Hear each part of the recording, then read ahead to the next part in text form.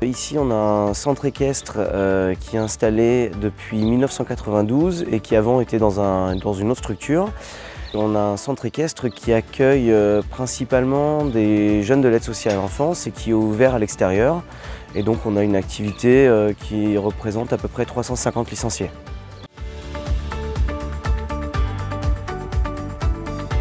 Déjà dans une première étape, c'était une sorte de validation des acquis d'expérience. On cherchait vraiment à pouvoir valoriser les actions qu'on avait pu mettre en place dans le temps chez nous. Par exemple, donc on en a souvent parlé, mais la fumière qui nous permet de chauffer tous nos bureaux, c'était l'un des exemples, à mon avis, les plus concrets des choses qu'on avait pu mettre en place. Mais aussi une volonté d'augmenter la qualité environnementale et limiter l'impact du centre équestre, et donc aussi d'aller chercher des références qui peuvent être reconnues par tous.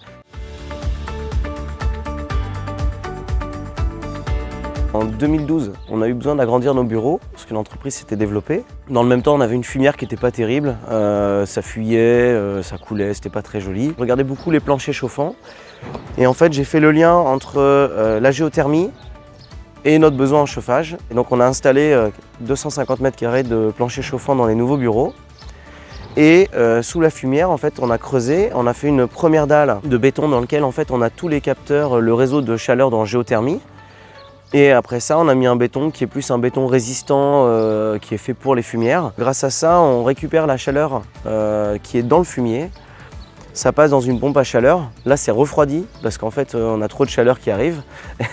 Et on arrive et donc on produit la chaleur pour les bureaux. Et pour vous donner une indication, donc moi, c'est une installation, j'estime que ça nous a coûté 40 000 €. En 9 ans, on a consommé à peu près 600 € d'électricité pour chauffer 400 mètres carrés de bureau. Voilà, donc c'est pour vous donner une indication, je pense qu'il n'y a rien de plus rentable que de faire quelque chose comme ça. Ça répond à une problématique qui pour moi était environnementale mais aussi économique.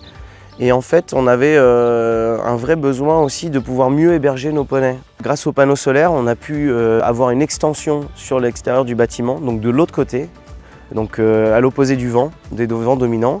Donc les chevaux ont la lumière. On a des poneys qui maintenant en fait sont à l'abri. Ils ont du foin, ils ont de la paille, ils ont une litière qui est toujours nickel. Et les clients sont super satisfaits. Et nous, ça nous permet sur 20 ans, en gros, on a mis 100 000 € de panneaux solaires en investissement, mais ça va payer 100 000 € du bâtiment.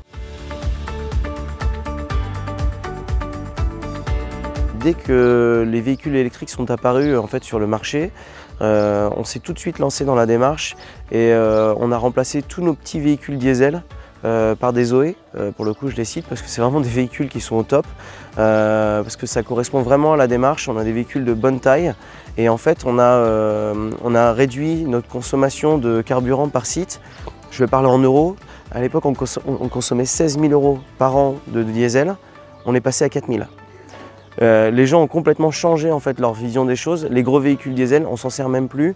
On s'en sert que pour les transports quand il y a vraiment 9 personnes. Mais sinon, en fait, tout le monde utilise les Zoé. Donc encore une fois, avec le concours de la région Normandie, on a pu installer des bornes de rechargement sur tous nos sites. On a déterminé qu'on allait reprendre toutes les eaux de gouttière de tous nos bâtiments. Et on va construire donc une nouvelle réserve d'eau avec le soutien de la région Normandie et éventuellement d'autres subventions, parce que c'est un investissement qui est assez lourd, mais on va récupérer toutes les eaux de pluie et en fait ça va nous permettre d'arroser toutes nos carrières et donc de supprimer l'utilisation du puits pour toute cette partie-là. Dans le même temps, on va avoir des bassins d'infiltration et donc ça va nous permettre vraiment d'améliorer la qualité du site et de limiter encore plus son impact. Avec la paille, c'est quand même beaucoup de manutention, beaucoup de volume de fumier. Donc ce qu'on a fait, c'est qu'on est passé sur des granulés de paille. Donc on a réduit notre volume de stockage de paille, on a réduit notre volume de fumier, mais en plus de ça, on a amélioré la qualité du bien-être des chevaux dans les box, parce qu'en fait, le granulé de paille devient de la sûre. La sûre, comme tout le monde le sait, la capacité d'absorption, elle est x10. Et en plus, ça limite les dégagements d'ammoniac. Les chevaux respirent mieux et vont mieux. Après ça, on a développé les rotations au niveau des prairies. On a réduit la taille des paddocks de manière à mettre de l'alternance au niveau des paddocks, donc que les chevaux aient plus accès à l'herbe.